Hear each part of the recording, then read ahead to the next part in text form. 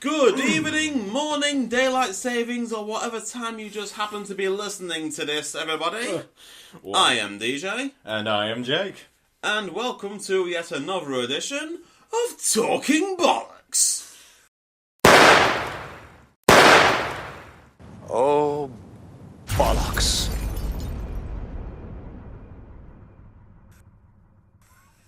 Well, that is one hell of an intro. I'll give you that one. Thank you. Hello, everyone in internet land. How is everybody today, then? It's a one-way medium, so yeah, you're going to have to answer how you're doing in the comment section. Yeah, exactly. That's always the fun bit.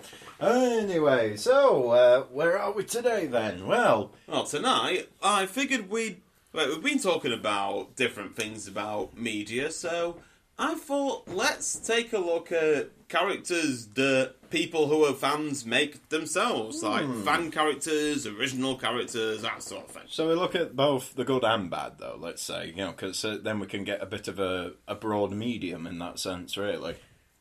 Oh, yeah, I suppose so. We'll start with... Okay, so our first point is fan characters versus original characters. Like, what, to you, is the difference between the two? Well, I suppose really a fan character is more, they take a concept from a show, be it, or show, game, or whatever, and then just kind of try and put their own spin on it, but trying to keep it in spirit of what it is. Whereas an OC is more just like, they try to say, right, here's my character, here's what they do, blah, blah, blah, blah, blah, totally original, that's mine. You know what I mean? Kind of thing. The artist always puts a bit of themselves into each and every project, so that's what I think, anyway. Yeah, that's what I was thinking. Basically, a fan character is basically you look at a franchise and think, oh man, wouldn't it be cool for me to have my own character in there? So you would make your own character to fit into the franchise, or make your own character based on it. Whereas an OC, or original character, is you think, basically it's make up your own character that doesn't fit with a currently existing property. Yeah. Or maybe you would make a few and put them into a universe that you have developed yourself. Well, it all depends on the world building and what you're trying to achieve with this character as well, and it's making character sheets and stuff like that to build their personalities and their traits and stuff like that, and it's basically all about just use your imagination and try and build something out of it in that sense, really. Yeah, it wouldn't surprise me if there were people who had made a whole world of characters and a whole thing stems from a character that they'd made just using a character sheet from Dungeons and Dragons or something. Yeah, that's always a good one. Or write your own bios. Yeah, and you stuff. need it's the biggest ideas all still need just a single place to start. A foundation. Yeah, it's you start with your basics. You've got you got your race, you got your sexuality, you got your age, you got your species, you know what I mean? It's just your basics, and then you build upon that pretty much. Then occupation, then, you know what I mean? Just build your way up in that sense. It's you draw up a character and then start putting in info basically about who they are, where they're from, what stuff they like doing, how they fit in with this universe, and all of the rest of it. Speaking from that, I suppose you're a guy who has created quite a number of OCs, and I guess we both have in that sense, really, and we're both I have created so many. I have actually created so many original characters that I lose track of a lot of them. Yeah. And it wouldn't surprise me if I actually had 2 or 3 separate universes for all these characters. I like that idea, just being able to build a world around it. And basically, I've created about, I think, 10 or 12, but I've narrowed it down to 5 or 6. You know what I mean? Just so at least I've got a basis of who to develop and who not to develop in that sense. And I've had to like cut down a few characters myself because oh wow, when I was in school, I had like over 50 characters. Jesus. It's like over 50 female characters, mind you. Mm-hmm. It's like basically this one guy of this particular species has to gather up 50 girls for some reason that, due to time restraints and everything, was never actually explored. But yeah, as I got older, I was like thinking the whole reason was basically a conspiracy theory. It was somebody getting this guy to gather all of these, getting this one Marvelian to gather all of these other ones so that this person could steal their spirit energy and use it to take over the world or some bollocks. I was going to say, what it could have been is this one guy has to collect together 50 girls in order to summon the Eternal Dragon.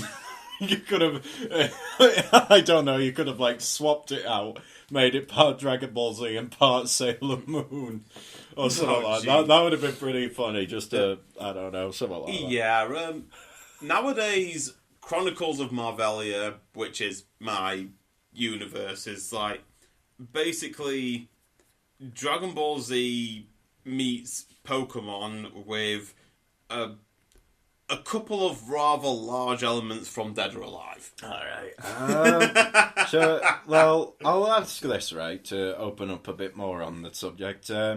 What is it that inspires a lot of these characters? Like, just looking over our notes, yeah, what makes a good and crap OC? But more importantly, what is the inspiration towards it in that sense? It's kind of like, I don't know, it's like, what kind of contributing factors go into it, I'm wondering. A lot of my inspiration for OCs, well, okay, I have to admit there has been a bit of inspiration that comes from looking at other characters and thinking, oh, that character's pretty awesome. I'd quite like to make one based on that. Like, okay, for example, my character, Sherry Sugani, would you believe me if I said that she was based on Sherry Birkin? Sherry Birkin from Resident Evil. Oh, right. Well, I can see a bit of it already. I mean, the name is a starting point, so... yeah, she's this really curvy 30-year-old woman with an absolutely massive arse, but her inspiration actually came from Sherry in Resident Evil 2. Yeah. Where she's a 12-year-old girl. Yeah, I first started really thinking loads about Sherry when I was 13. Right. So, yeah. Kind of too young to be playing Resident Evil 2. Bit of a thing there, but I digress. Yeah. Yeah, so... yeah, she's this young, prepubescent girl, and that's how I started drawing her, like around the same age as me. But the thing is with my characters is they age as I do. So if I start drawing a 12-year-old girl when I'm 13, when I become 21, she will be drawn as 20. And since I'm 32 right now, wait. Oh, fuck. Sorry, I thought I got the ages wrong, but I didn't. I am 32, so Sherry is 31. For some reason, I was thinking 30. I was thinking of a different character at that point. But, yeah, I just screw up. But, yeah, of course, as my characters grow up, they start to become more outrageous in power levels and figures and... yeah. And, well, personalities, really. Like, for example, oh my god, Sherry could drink a whole brewery dry and only just be getting drunk. Dichan could go to an all-you-can-eat buffet and shut the place down from lack of food. And when it comes to Princess Lorelei, who hates being a princess, by the way, her ability to state the obvious is unbesmeggingly-leavable. So there is like a lot into the going into into depth and stuff. Well, I'm kind of on the other end of the scale. I think really, if you build the world, you should build the characters to part of that world in that sense as well. Like with mine, it's like I've got two major characters at the moment. I've got Maria Halfton, as well as Crystal Jewel. I think the second name was Crystal Jewel, and both of them are both CEOs of the opposite of their respected companies, right? Both basically high up, obviously done all the work to get there, except in Maria's case, she's actually been born into that nobility, into that lifestyle. However, here's the real kicker. Both of them can't stand each other in the slightest. Like, you cannot get them in the same room together at all. Geez. They can't agree on anything. They're always trying to outdo each other in both business sense and in personal sense and stuff like that. But here's the real kicker. Neither of them can operate without the other one. It's kind of like their companies have basically taken over the city that they're based in, but they've taken over each asset that basically basically coincides with the other one, pretty much. So let's say, for example, if Maria owned all the supermarkets, Crystal owns all the transportation for the supermarkets. So corresponds? Yeah, basically, it's what I'm trying to say is they intertwine in with each other. So it's kind of like, literally, they've got everything down the middle, 50-50. And if one gets 51%, the other one loses. It's kind of like that kind of like that constant balance in that way. And both of them are always trying to tip the balance in their favour in that way. Yeah, so the way these two characters operate and interact with each other very much reminds me of the yin and yang symbol. In that sense, I suppose. It's all, it's like everything in the city and everything that they need works within a delicate balance. Yeah, but it's like, what if, but they're always trying to get just that little hint to be able to tip the balance in their favour. It's like... However, if they do tip the balance in their favour, then ultimately it will mean it falls out of their favour because it will all fall out of balance. But and that is something that those two need to realise before it's too late. Well, there you are, you see. So this it's like, is a very interesting story. It's kind of like that once I write half of it. It's basically, this is the concept, and it's kind of like, how do they tip it in their favour? It's like... But I've also been thinking of kind of like a bit bigger than that as well. It's kind of like, instead of just having it two sides, we have three sides. And I always think to myself, I always try to apply either philosophy or science or something to it to help like set the foundation in that way. So I'm thinking, what is the best way for a person or a character in this case to grow? And usually that's either... in a lot of RPG sense, experience, knowledge, and in some ways, power as well. But to be able to balance all three of them, you've got to have all three in that sense. You've got to have a bit of everything in order to do that. Yeah, whereas the general story with my characters is, they all live in like, well, where the characters live is like split between 3 or 4 cities, but because of their different powers, it's very easy for them to just like fly off and meet each other. Yeah. It's like, yeah, okay, so you have fire powers then. Yep, that's right. So you're going to use these powers to take down evildoers whenever they show their ugly face? Hell no! I'm going to make a barbecue the size of this national park! Sounds about right. Well, it's like, it's just basically different characters. It's like, Yeah, they do use their powers for good, like they'll fight off evil and things like that, but they'll mainly just use them to have fun, maybe cause a bit of mischief, but not enough to be considered like a menace to society. Alright, well... Unless any of them go too far. Like, in that case, it would mean that there would be some big problems that they would have to rectify, because it wouldn't be the kind of thing where one story finishes and then status quo comes into play and everything is sorted out in the next story. Like, for example, Dee-chan's an electric type. If she puts her fingers into an electric socket and sucks out loads of electricity to build up her own energy... Kids, don't ever try that at home. Just say yeah, it, but go on. You are not a Marvelian. Yeah. Because something about Dee-chan is she's also hypoglycemic. She's got an overactive pancreas. So sometimes she might have to suck some electricity so that she can gain some more energy. Yeah. But if she ended up doing that too much and causing the entire town to have a blackout and the episode ended on there, then in the next one there would have to be at least some hint that she's had to take responsibility for her actions. So, in other words, at the end of one episode, it's basically same bat time, same bat channel.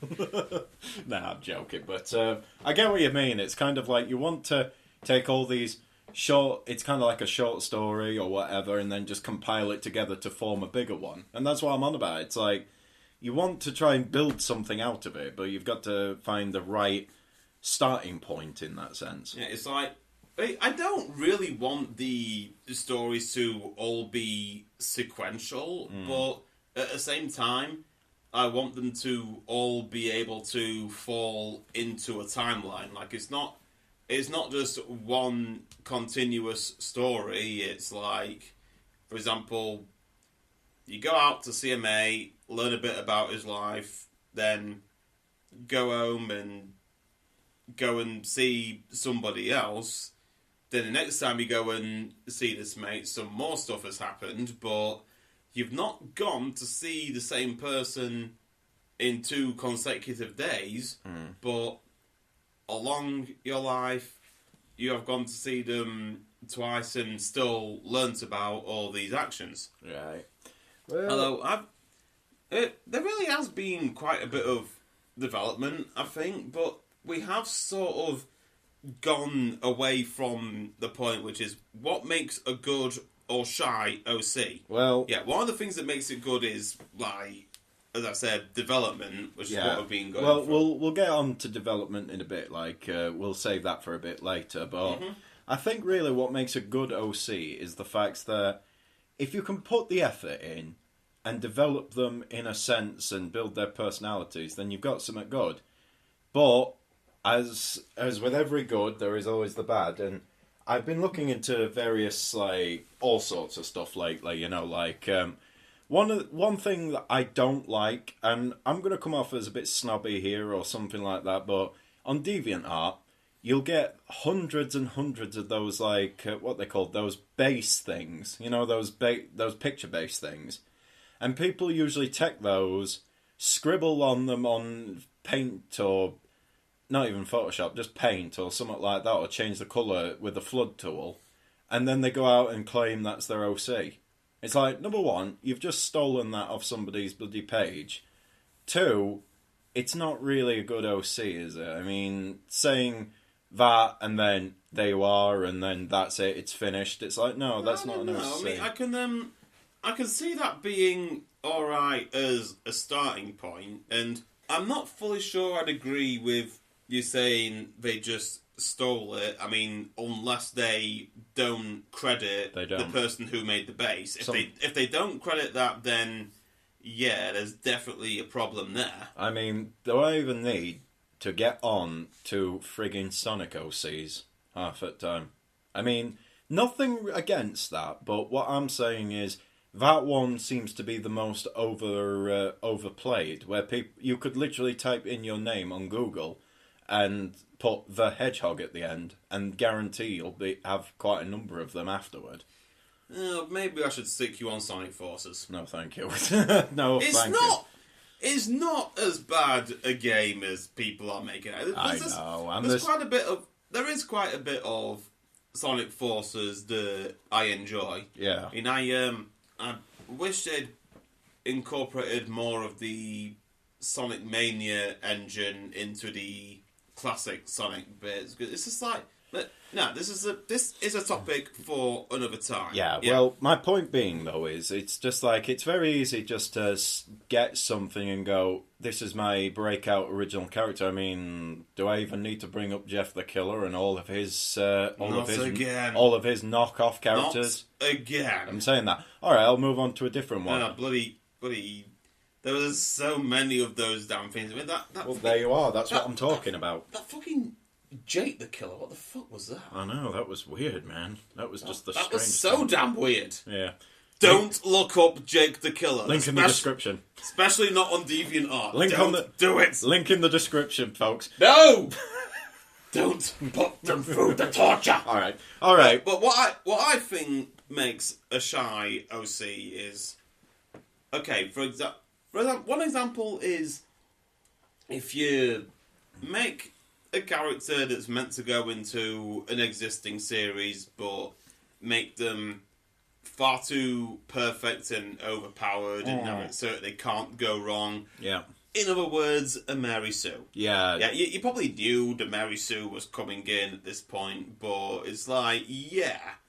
When you put a character into a franchise, usually an author avatar, it's like, if you make it so that they can do no wrong, well, all of the characters agree with them on everything, and even the bad guy respects them and shit like that. Yeah, or in Jane the Killer's case, was she's a 14-year-old girl who everybody wants constantly, and there's so much fan art of her looking about 24 and in all these scantily clad outfits and stuff, and it's like, oh, get fucked. A 14-year-old that everybody wants. I'm sorry, but there is so much wrong with that. I know, but that's what I'm on about. Blame the creepypasta community. Yeah. But is that, I actually did write a fan fiction that is called Mary Who? Oh, yeah. And basically, I put one of my characters into Dragon Ball Z, and everybody, and I mean everybody who was a Dragon Ball Z character was treating her like she was a Mary Sue.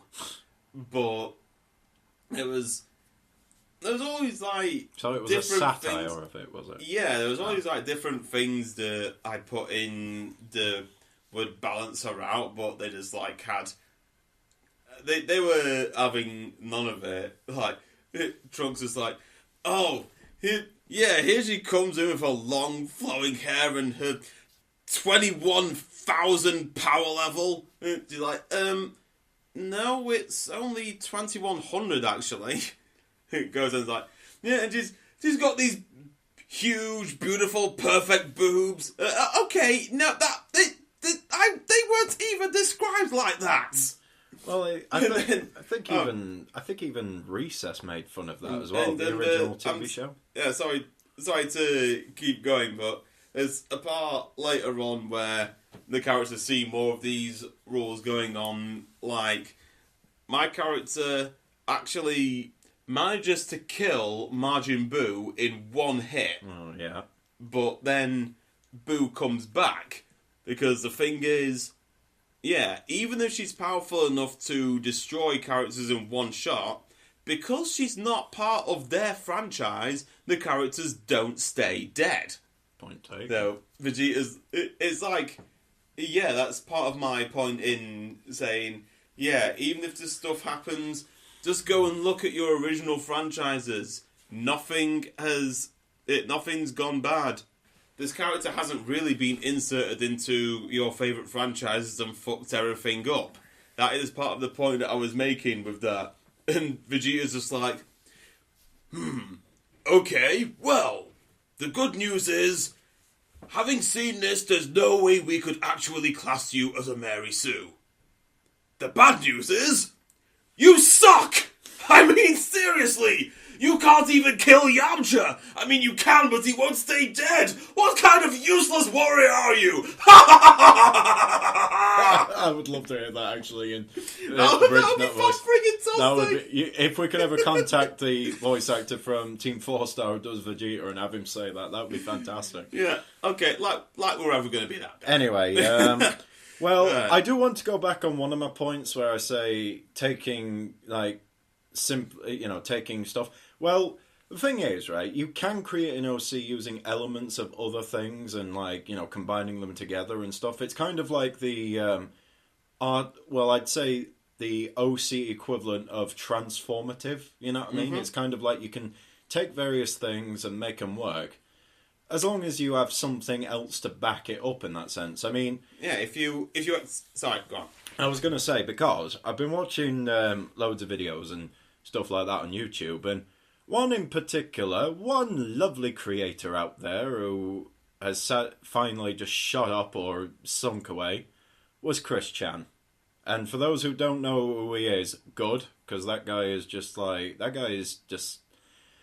Let's put it this way, it's a sad, sad case of, or a story of internet safety. But anyway, the point is, Chris Chan was the creator of this one character called Sonichu. Oh no. Yeah. Basically, Sonichu was this really, really, really badly drawn webcomic that was made by Chris Chan, who was the combination of Sonic and Pikachu. But the best part of it was, in all of his comics, apparently, he would sign it as copyrighted Sonichu. So is copyrighted to him, like to Chris Chan. But it's literally just Sonic merged with Pikachu. That's it. Like, literally, that is the whole character. And my point being is, nothing against innovation in that sense, but that's not an original character. That is nothing. Yeah, well, that is just like...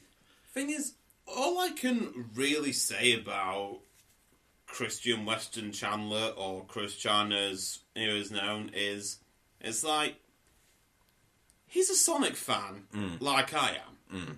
He's autistic, like I am. Mm-hmm. But I don't think he was taught the right lessons in life like I was. Well, there's that, and obviously never learned internet safety.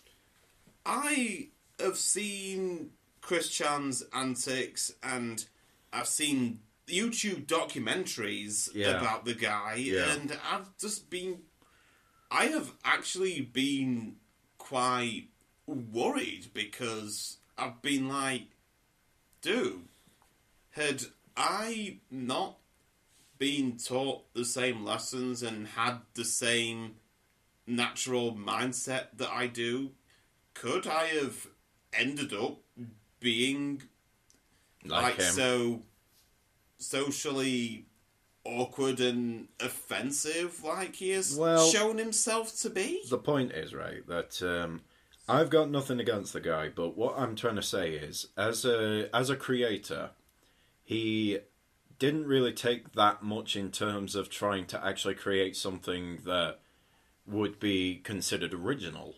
Basically, he tried to patent off something that he has had no creative input in. It was just like, here's Sonic, here's Pikachu, merged together. I suppose that could make an OC, but at the same time, he did nothing with it. But my point being, though, is at the end of it, is you can make an OC. Anyone can make an OC. It's like, it's easy. But you just gotta think to yourself, what are you trying to achieve with it? It's it's like the old show don't tell kind of thing. It's like, make something, but don't like rip something off. As I've said before with the creepypasta OCs, all these killer characters, they're all rip-offs of Jeff. Basically, they're always young people with knives who have been battered and beaten at home, usually have this kind of Japanese weeaboo vibe to them, and then they go psychotic and kill people. There's literally nothing else to them, and it's like, does that count as an OC in that sense? And then there's Jake the Killer, who's an old bastard who just likes booze. No, totally not like the real thing. I can tell you that now. But all right, well, we got a bit somber. Let's move on. Shall we? Another thing about shy OCs I want to say, which does lead on to my next point, is basically when you make an original character who is part of a minority just for the sake of having the character who is a minority. Marvel much? It's like, yeah.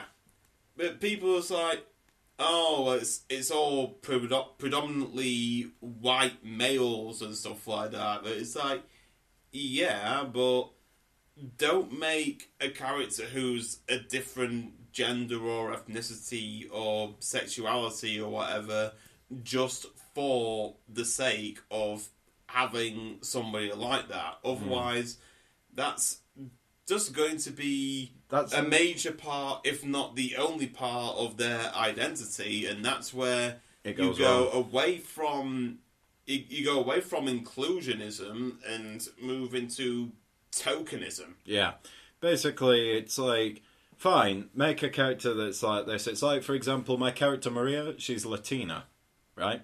Latina and quite short, like she's a short stack and stuff like that.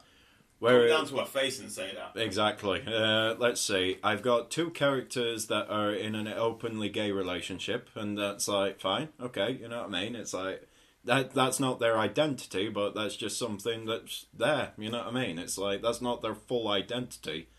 Like, I've got, their character names are, let's see, there's Jem, and then there's Sandy.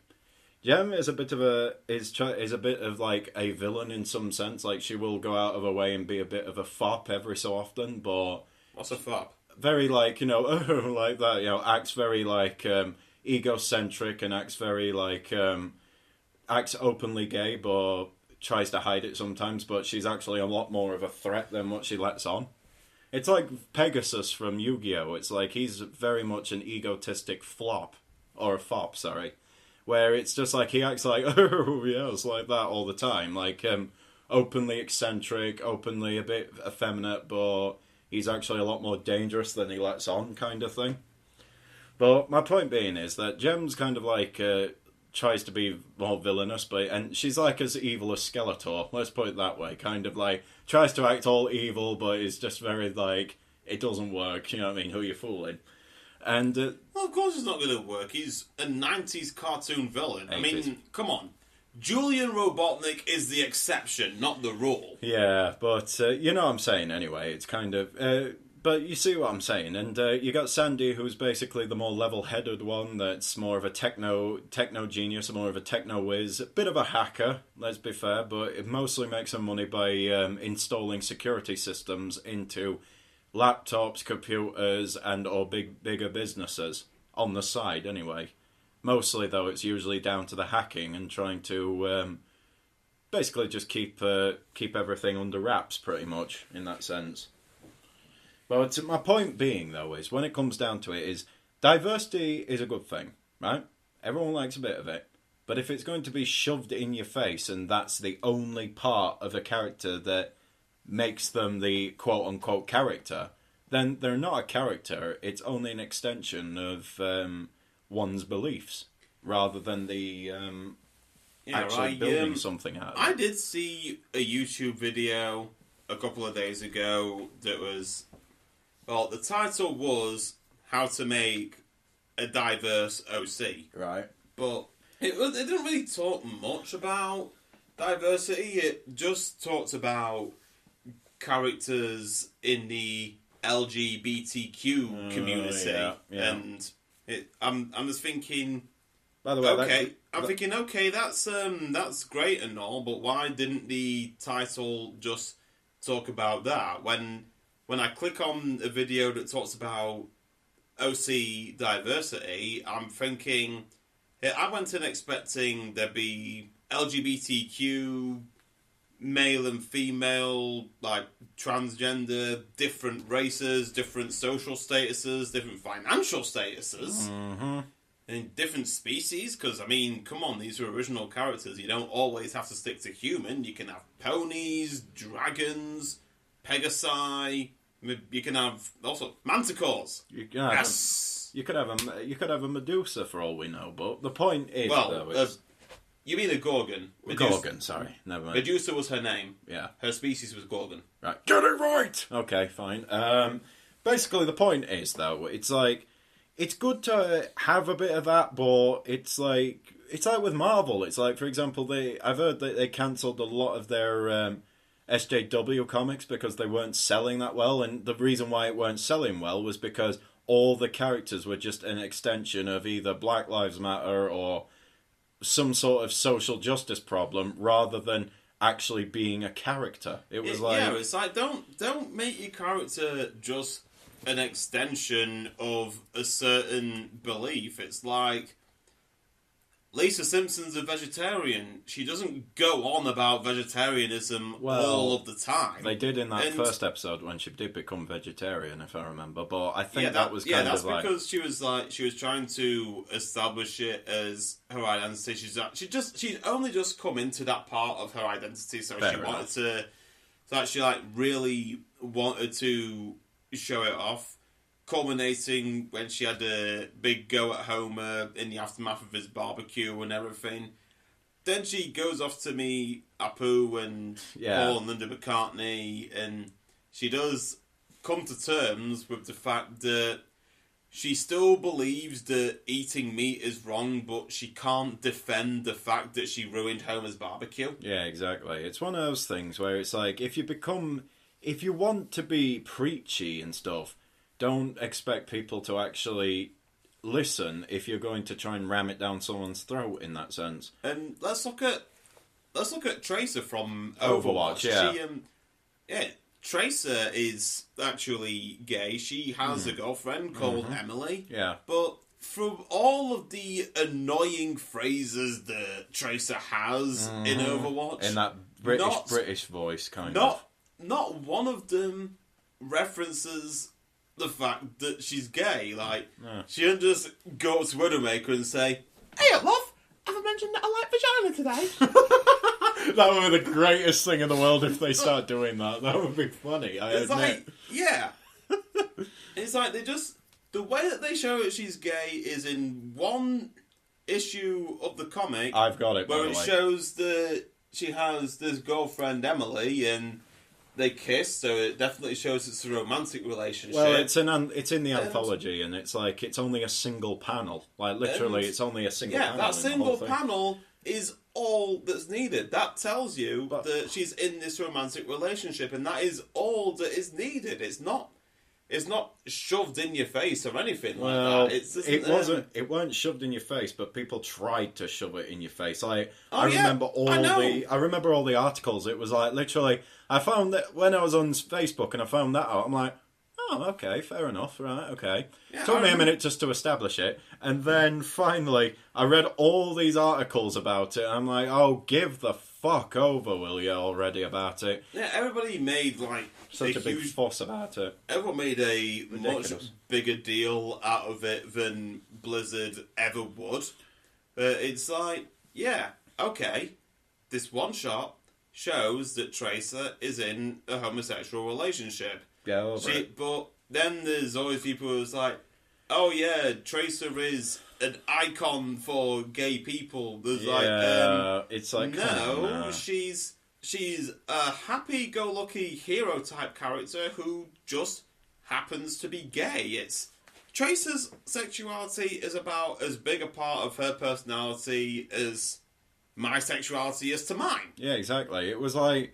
It's like they were trying to latch on to the idea and trying to shove it in people's face that, you see, this is what we're talking about, we want more of this. It's like, well, you got it, so what's the problem? It was like, for example, when Moira first came out, I remember seeing this one meme on Facebook and I thought, oh god, are they going to start again, where someone had basically put a picture of Moira up and said, oh, she's become the new gay icon for everyone, and underneath there was just a picture of a guy with a stop sign, just stop. And I was just like, oh please, don't start with that, please. When has Moira's sexuality ever been discussed? Well, all I can say is check the design. As in, I'm not saying that she is, but I'm the saying design- that just as a very... If I just showed you a picture of Moira and just went, this is Moira, new Overwatch hero, and then you saw her and you're just like, so is she gay or straight? It'd be like, whatever. You know what I mean? Who gives a shit? It's Yeah, like... I don't think like just like looking at somebody is enough. No, you I know, It's but like, this is what I'm talking about people out it's there. it's like everybody looks at Zarya. She's got short pink hair, huge muscles. She's built like a brick shithouse. Loads of people assume that she's a butch lesbian. Well, what if she's not even thinking about sexuality at all? What if she just likes to be strong?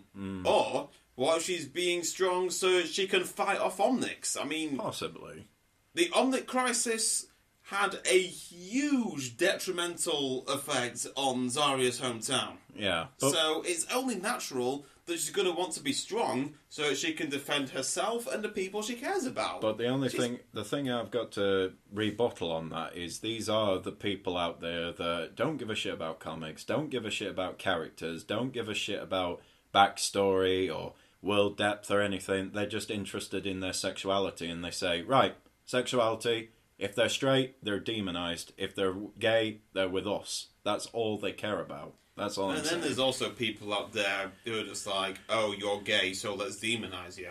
Well, There's- those idiots, there's yeah.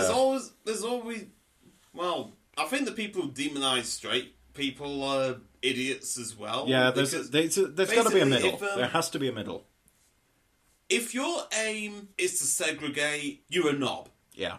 Anyway, the point is, right, after all of that, basically... Yeah, this has been another tangent, courtesy of me. The Sorry. only thing is, though, it's just like, make an OC, develop them as a character first before applying any of that. They have to be characters first before they're anything else. It's like saying, that is the term character, as in the personality, the flaws. A character has to have flaws.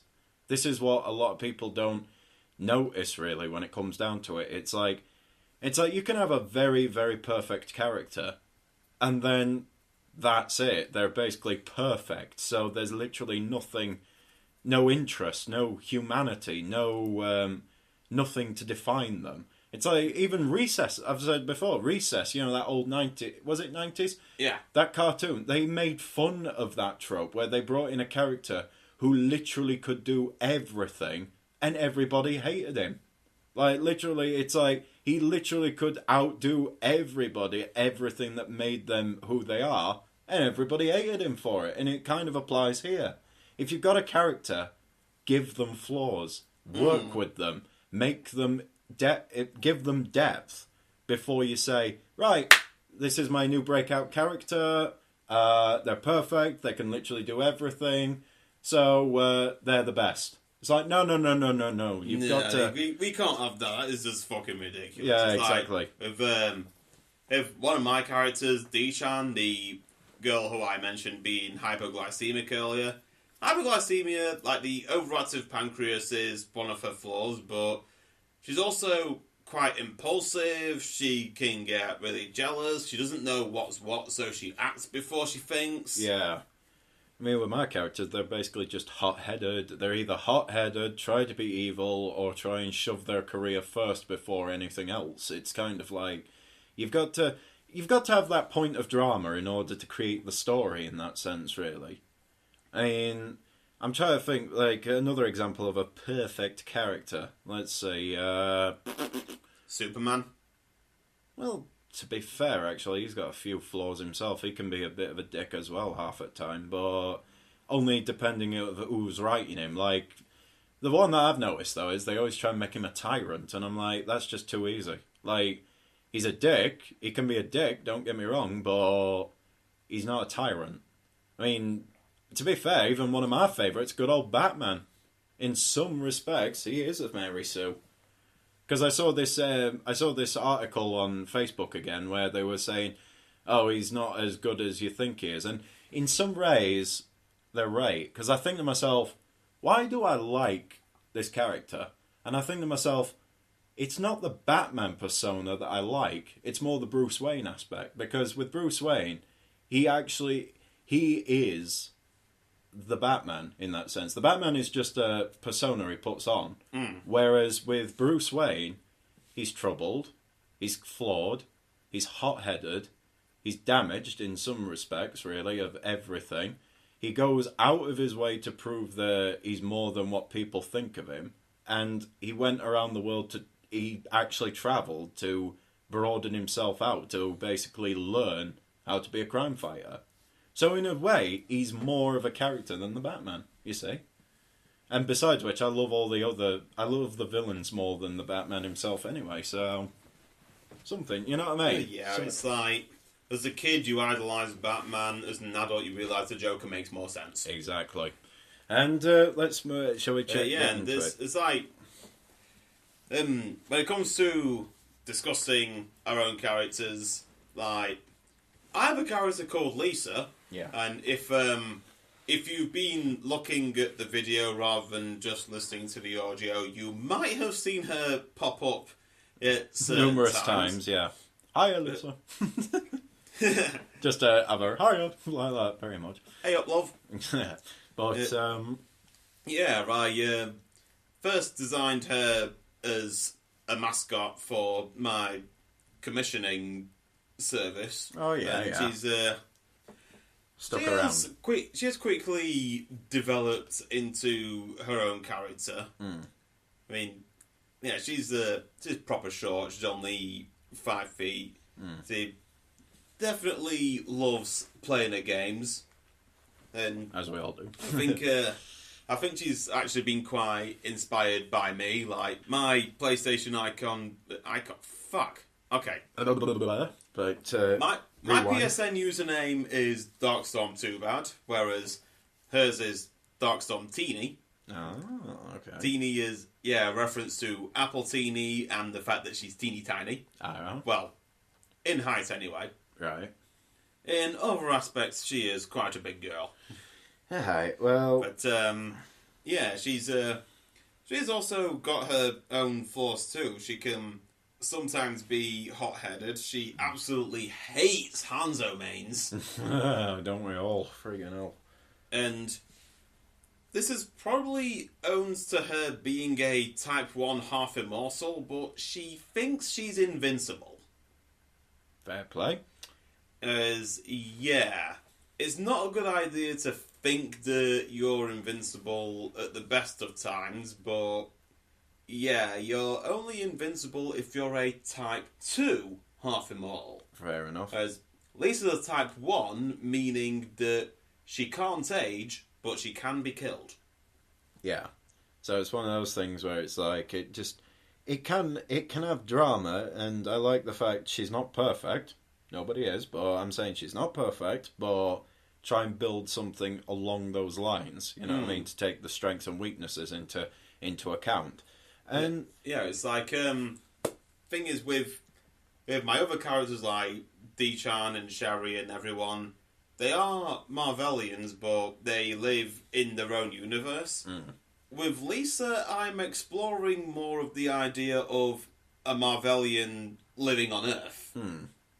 And it is one of those things where it's like, you can explore a lot with... You can explore... Let's be fair, the whole alien living on Earth is kind of a cliche at this point, but there are numerous ways you could interpret that and enjoy it in that sense, like how to play around with the idea, taking piss out of the tropes and stuff like that. I would say that Marvelians are more of a subspecies of human rather than being an alien. Yeah. It's like, she appears human enough, but her eyes are larger, she doesn't have fingernails or toenails, and she's really in tune with her spiritual enemy. Spiritual energy. There you are. Cut that out. Yep. She's more in tune with her spiritual energy, so she can actually fire little blasts like the characters in Dragonball. She Yeah. can fly. Well, okay, hypothetically, she can do that stuff, but she doesn't really explore her power that much to be able to do that. But she can heal people, though, which is pretty cool. Fair enough. So she's Dender. She is Dender. No, she's not Dende. She's just. I've not really looked into. I've not looked fully into what her spirit base is, but I definitely know there's some healer in there. Yeah. I mean, there has to be for her to be able to be a half immortal in the first place. Yeah. But yeah, I mean, it can happen when it comes down. When it all comes down to it, when it's all like, even in established characters, you can still get your good, your bad, and stuff like that. And it's like it You're depends. ugly. Yeah, there's that too. There's also. It's like I don't know. I'm trying to think how do they work, how to word it. Really, it's kind of like in old, like obviously in like good established media these days, like good and bad. Like for example, cartoons like from the 80s and stuff like that. Like in a lot of sense, they were just. It was kind of because of the times that. Cartoons didn't really explore characters in that sense. They were there to try and sell merchandise. So it was like they just made the character with a name, and then there you are. That's your character, pretty much. So, like, My Little Pony before Friendship is Magic. Yeah, or Transformers back then. Like the original series finale was supposed to be about five episodes long, but they cut it back to 3. So Jeez. they had to cut out a lot. But they kept the characters in because merchandise. Because why not? And it's kind of like... I mean, nowadays, when you look at stuff like Adventure Time or... Rick and Morty, Regular Show, and Steven Universe. BoJack Horseman. It's more that they're not trying to sell anything. They're not trying to do anything. They are trying to actually create a good show with actual characters in there, and it's like, wow, it's like they are actually using their heads when doing it in that sense. I mean, I'm trying to think of other, or even just before that, Futurama. Futurama has that kind of thing to it as well. I don't think it's accurate to say that BoJack Horseman isn't trying to sell anything. Well, That show is trying to sell profound, lifelong ideas. Well, and, oh my God, it succeeds. it's kind of like it's trying to sell philosophy without actually selling philosophy, and that's what I'm on about. It's kind of like these characters are deeply, deeply flawed, like beyond all belief. But that's because we are. Well, that's what I'm on about, you see. It's kind of like, it kind of links back where it's like they're trying to make them relatable and very, not even profound, but kind of like entertaining, but really deeply unhappy people in that sense, really. And there's always that ray of hope, though. Yeah. It's like, I'll tell you one that got me was when, in one of the episodes, spoilers, where Bojack's mate, what's it called, Todd, basically has that rock opera, but I'm not going to spoil it, but it all gets fucked over, and I'm just like, wow, that is insane to imagine, really, getting fucked over like that. And the reasoning behind it, it's like, yeah, it's infuriating, but it's heartbreaking at the same time. It's like one part of you is like, why the fuck would you do such a thing? And the other part is just like, well, oh Jesus. Yeah. That's okay, you're that to become that desperate, to be driven to such a measure. Yeah. That must be horrific. Well, and that's what I'm on about. It's and another example was that is signs of a good show. The ones that make you question it. It's like, well, in that sense, really, and you're asking the right questions rather than taking the piss out of the continuity or whatever. But question everything. Yeah, it's one of those things that makes you think, and that's what I think makes it more powerful in that way. And I mean, this is off topic, but when it comes down to it, it's also in the visuals as well. Half the time, sometimes the more simplistic, the better. But it's the character is what I'm talking about. The character, the design, or whatever. As long as that sticks in your head, that makes it a much more powerful image in that sense, really. In both character and design.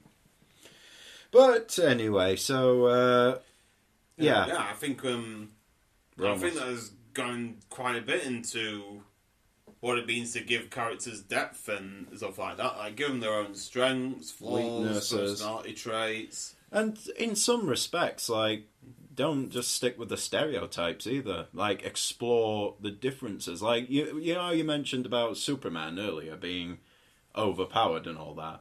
In some respects, yes, I can see what you're on about, but at the same time, I've seen him in the in a few of the comics and stuff, and it's just like, in a way, he's a deeply unhappy bloke in that sense, and I'm just like, well, yeah, because you may be the most powerful man, well, I would say in the universe, except He-Man is, but at the same time, it's that whole responsibility of it and all this, that, and the other. I think, wow, that is pretty harsh in some sense, really.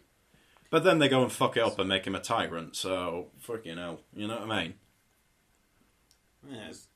I was thinking, I bet Light could beat him, but then I thought, no, fuck, he couldn't. Because Light would have to resort to the Death Note, and the whole thing would contravene the first rule of the Death Note. Mm. The human whose name is written in this notebook shall die. Even if Light knows his name's Kal-El, the Death Note says nothing about Kryptonians. That is true. They've obviously never heard of General Zod either. That guy. I love that guy in Superman Returns. It's fucking hilarious. So, yeah, we have been talking for nearly an hour, so let's get on to the final point of original characters. Why are Lisa's boobs so big? God knows. Well, there you are. Another question for the character. You might want to answer that, love. Let's put it that way. Well, yeah, she probably has done by now, let's face it. Point taken. But I can never keep this woman under control. I mean, not that I'm, like, trying to control her or anything. I mean, let's face it. I never decide anything about my characters. It's like, I get down their personality traits and how they look and stuff like that, but from then on, the characters themselves run the show. Well, I've got one more very quick point that I just want to bring up very quick, and even better yet, the best characters are always the ones that you come back to either take note or take in the design or something. It's like, even if they're a good guy, even if they're a good bloke or a good character, they're still bloody idiotic enough to be the most irresponsible arse. Like, for example, I mean, I love him, but Goku. He might be the most powerful man in the universe or whatever, but he's still a shit father when you really think about it, and a terrible husband. It's like, fair enough. No, I think Goku only really became a shit father and a terrible husband through series Flanderisation, because he always, like, he was always thinking about his family and trying to keep them safe while trying to keep the planet safe. It's like Raditz comes along, beats the shit out of Goku, bitch slaps Krillin through a house, and then steals Gohan. Yeah. Goku's first thought, I have to go and save my son. Fair enough. Even though I've just been beaten within an inch of my life, pretty much. Yeah, but I know, but it's the implications is what I mean. He wants to save Gohan so much that he teams up with his previous arch-nemesis Piccolo. Yeah. Or rather, the incarnation of Demon King Piccolo. Yeah. To go and rescue him. And he's actually willing to sacrifice his life to get rid of Raditz, who is threatening the planet and, of course, his son. I'm more talking in that accidental kind of sense as well. It's kind of like when he just goes, "Oh, come on, Chi-Chi," and then he ends up slapping her through a bleeding house wall or something. It's like, or throwing her up into space, like literally just woof, like that or something. In the original, which is... Well, this bit is actually filler, but she doesn't get thrown into space. Not like what happens in Dragon Ball Z Abridged. Oh, yeah, true. But, yeah. That is brilliant. The parts where Goku slaps Chi-Chi through a house and into a tree, and I think the part where he, like, throws her way up in the air after recovering from the viral heart disease, I think those are actually filler bits. Wow. But, you could also argue they kind of going with this character that he's a bit empty-headed in that sense, really. Goku's always been empty-headed, although sometimes he has actually been pretty smart. Yeah, only when fighting, but... Yeah, people call him a shit father because he's not been around for Gohan, but a lot of the time he has spent being dead. Dead, or flying through space in a spaceship, or recovering from getting his head beaten in when Ginyu took him over. Swap bodies with him, should I say? Or being away from Earth to learn techniques that could help keep Earth safe in the long run. Mm. And I know he wasn't around for Gohan growing up and going to college, but he had a good reason for that too. Dead, again.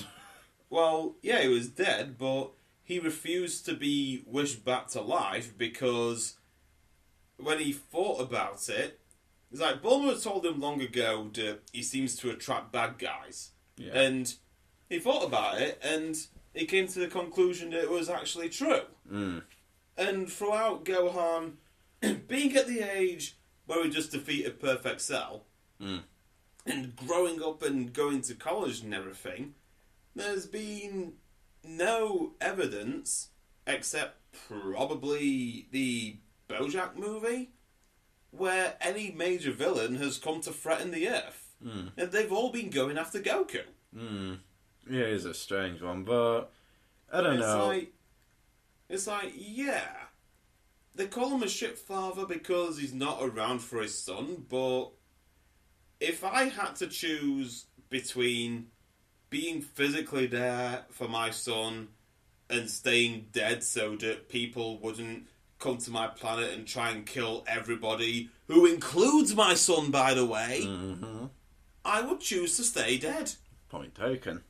Alright, fair enough, but what I mean is, though, it's the best kind of characters always have a lot more to them, even if it's unsaid or if it's unwritten, pretty much, but they always make you come back and they make you think, is what I mean. And I mean, some of the best characters could be the ones that you would suspect the least. Like, have you ever watched... I mean, I'll make this quick because we got to go soon, but have you ever watched Avatar, The Last Airbender? No. My favourite character out of all of that is Iroh. Like, basically, Zuko's uncle, pretty much. Because that guy is freaking fantastic. In both a comical sense and just in character sense. Like, I can't describe him. He's like, basically, he was the general of the Fire Nation. Basically, he was the brother of the Emperor, right? And basically, while his brother became the Fire Lord, as in pretty much the top dog, like the king, pretty much, Iroh was assigned to be the general. But the thing was, Iroh is more the peaceful type, whereas his brother was the more ruthless type. So even though Iroh was head of the general state, he really didn't want it. He couldn't care less about the whole thing. But after many years of doing this, he finally retired. And Prince Zuko, obviously the son of the Fire Lord, basically one day ended up speaking out of line when he was invited into the war room. As in, he put in his personal opinion about it, I think it was. I can't remember exactly. And the Fire Lord he weren't having any of it. Basically, thinking of it as insubordination, he challenged his son to a fire duel. And through this, he ended up burning half of his face off, leaving a massive red scar on his face because of it.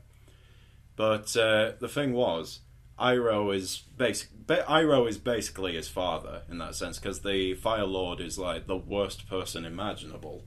And throughout the series, you grow to love all the characters, but at one point, Zuko ends up betraying him altogether, and it's genuinely kind of heartbreaking. Like, as you've said earlier, it's like, how could you? You know what I mean? How could you basically betray this bloke who's basically brought you up in that sense, only to get on? But he does forgive him, but wow, it's one of those that's just like, I can't really describe it. It's basically one of those that you have to actually watch in that sense. I mean, it's definitely one hell of a series. I'm not kidding. It's like beautiful. Well, this has definitely been quite the tangent from the point that I asked earlier, but I think that is part of what a good character is meant to do. Yeah. Meant to make you think. Basically, a good character is supposed to be human.